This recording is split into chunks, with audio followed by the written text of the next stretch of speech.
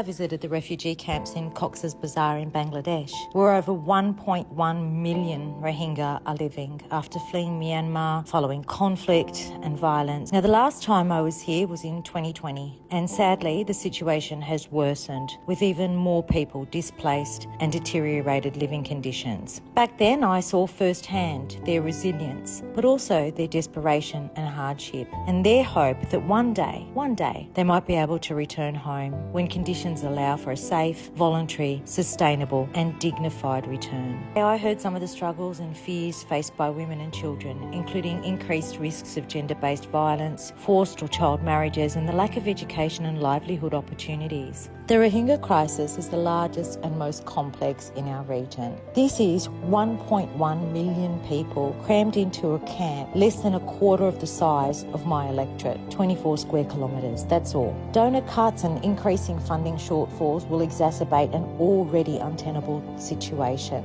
I'm concerned that desperation will lead to increased negative coping mechanisms, including the risk of things like people smuggling, radicalisation and transnational crime. And that's why our humanitarian assistance is so vital for keeping our region and our country more stable. Australia has been steadfast in our support for this crisis. This is our biggest ongoing humanitarian response, and we've committed over $1.26 billion in support since 2017 towards the humanitarian situation in Myanmar and the displaced Rohingya in Bangladesh. And that includes $370 million over the coming 3 years. But there's more that can be done. And I'm using my voice and I'm using my visit here to call on other countries to do more to support this crisis, the largest humanitarian crisis in our region, the largest refugee camp in numbers in the world, and to work together towards a resolution to the conflict and violence in Myanmar. Because everybody, every single one of these children, every single one of these people that you see here deserves more than just an existence. They deserve a life.